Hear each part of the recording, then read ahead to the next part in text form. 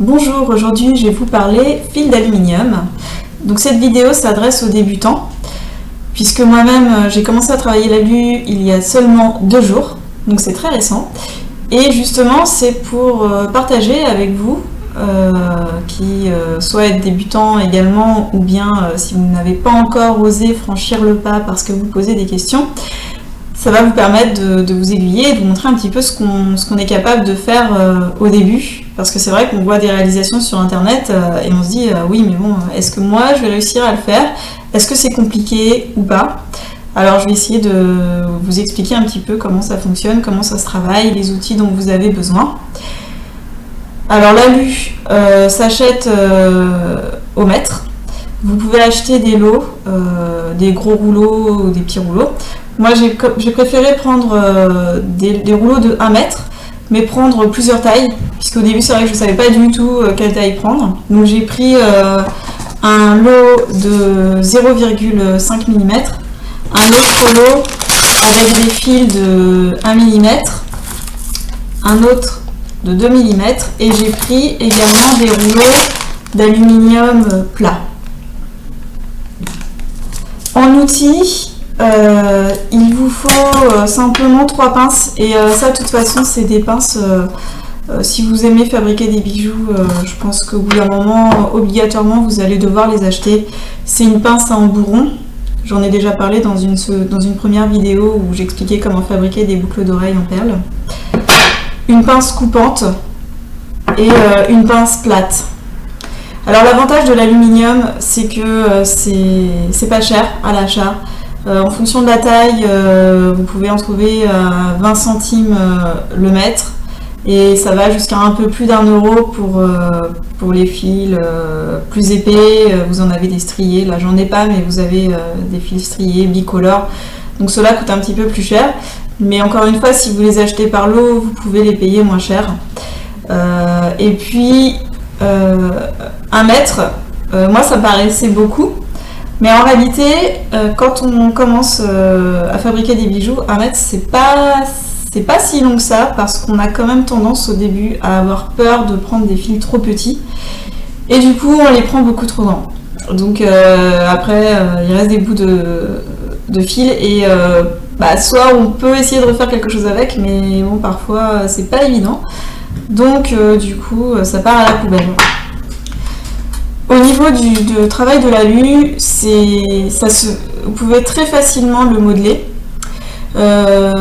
C'est l'avantage. Donc le prix et également le fait de pouvoir faire vraiment beaucoup de formes, des ronds, des carrés. C'est vrai qu'on peut créer vraiment tout ce qu'on veut avec l'alu, c'est assez intéressant à travailler. Par contre, l'inconvénient, alors il y a 2 inconvénients. Le premier, ça fait mal au pouce. Pourtant j'ai pas passé des heures à travailler l'alu, mais je suis droitière, donc avec ma main droite je travaille l'alu, et avec le pouce j'appuie dessus, et donc au bout d'un moment c'est vrai que ça fait mal. Bon, ça on va dire c'est pas grave, hein. c'est pas un gros défaut. Par contre, la seule chose que je reproche à l'alu, c'est, je vais vous montrer, quand vous commencez à faire des formes avec, et vous vous rendez compte que je me suis trompée, c'est pas du tout la forme que je voulais faire. Donc vous le défaites, et une fois que vous l'avez défait, concrètement, voilà la tête que ça a.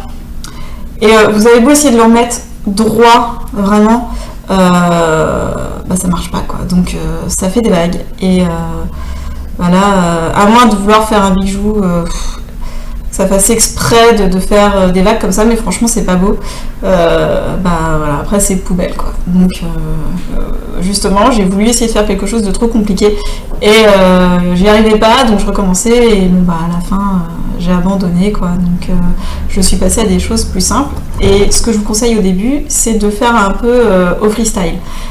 Vous pouvez partir d'un modèle que vous voyez sur internet, et puis après n'essayez pas de reproduire exactement la même chose.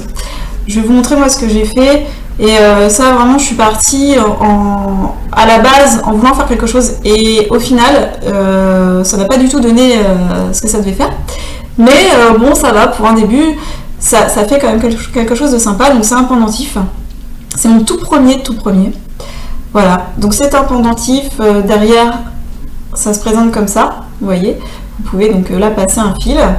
Moi après je vais le mettre sur un tour de cou, j'en ai commandé, mais je les ai pas encore reçus, donc là du coup je vous les montre juste comme ça.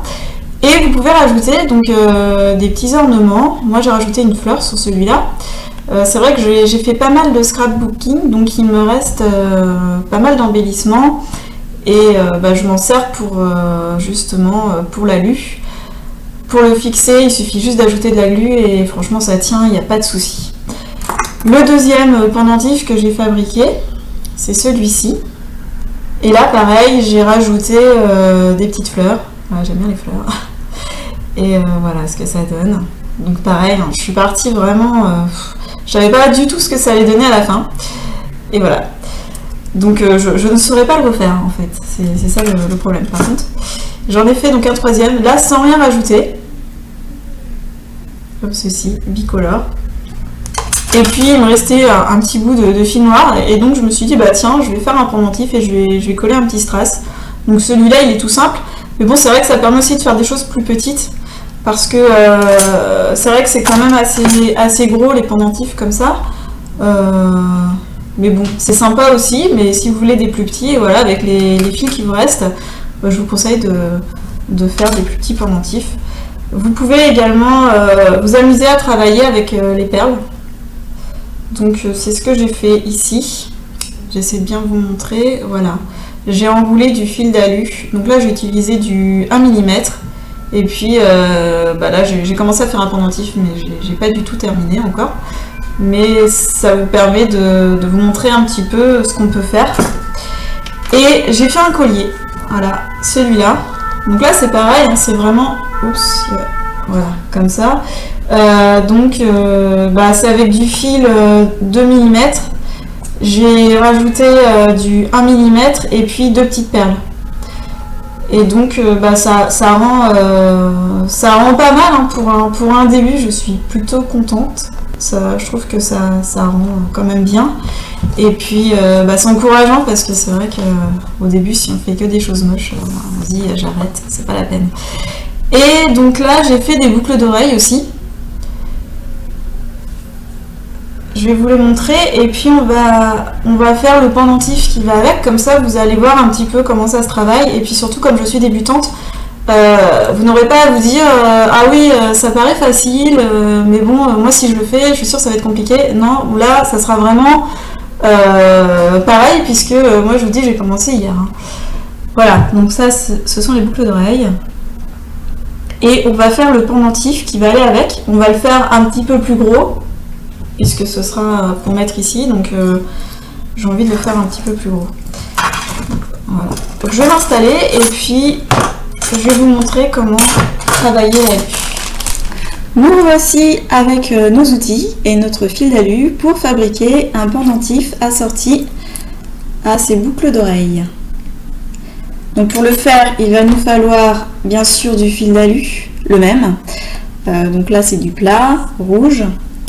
Et on va commencer par prendre la pince à embourron et on va faire un petit crochet, ce qui va permettre après de le mettre, de l'enfiler dans un tour de cou ou du fil ou ce que vous voulez après pour faire votre collier. Donc vous prenez votre pince comme ceci et c'est tout simple, il suffit juste de faire un rond comme ça. Voilà, vous tournez, hop. Vous tournez comme ça. Voilà. Donc ça vous donne quelque chose comme ça. Voilà. Comme en plus je suis habillée en rouge, c'est pas l'idéal. Voilà. Ensuite, ça va être très simple. On va partir comme ça. On va aplatir. Et on va simplement faire des zigzags. Donc voilà, je vais faire partir mon zigzag d'ici, comme ça. Hop. Et pareil de l'autre côté. Comme ceci. Et puis je vais essayer de les faire de plus en plus petit. Donc du coup, là, je l'ai fait à cette hauteur-là. Bah là, je vais le faire un peu plus bas. Je vais le faire comme ça. Et pareil de l'autre côté. Je vais repartir plus bas.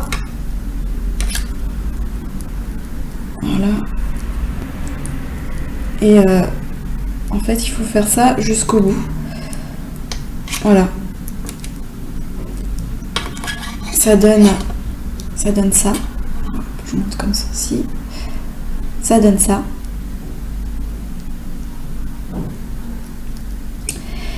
Et donc après, j'avais fait une petite spirale. Donc je vais faire la même chose ici. Par contre, là évidemment j'ai trop de fil, donc je vais couper à peu près ici. Voilà. C'est de l'à peu près. Hein.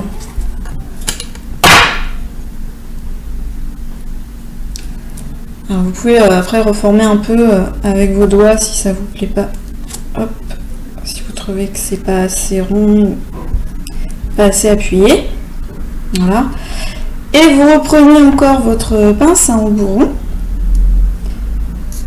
Et vous allez l'enrouler autour, comme ceci. Hop. Vous enroulez. Et puis une fois que c'est commencé à être enroulé, vous n'avez plus besoin de la pince. Vous pouvez le faire avec vos doigts. Hop.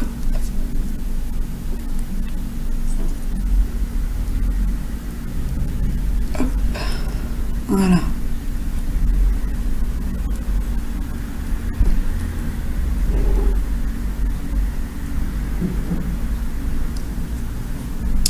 Voilà. Donc là, on a notre pendentif qui est terminé. Je vous montre comme ça. Voilà. Après, ce qu'il faudra faire, ce sera simplement rajouter un anneau ici pour pouvoir l'enfiler, parce que là, sinon, ce ne sera pas dans le bon sens, donc ça n'ira pas. Je vais essayer de vous montrer sur moi, voilà, ce que ça pourra donner. Voilà, ça vous fera quelque chose comme ça. Donc c'est vraiment très très simple à faire, et puis ça fait son effet, c'est plutôt mignon. Et pour démarrer, c'est des formes faciles à faire, donc je vous conseille de commencer comme ceci. Et bien je vous remercie, et puis je vous dis à très bientôt.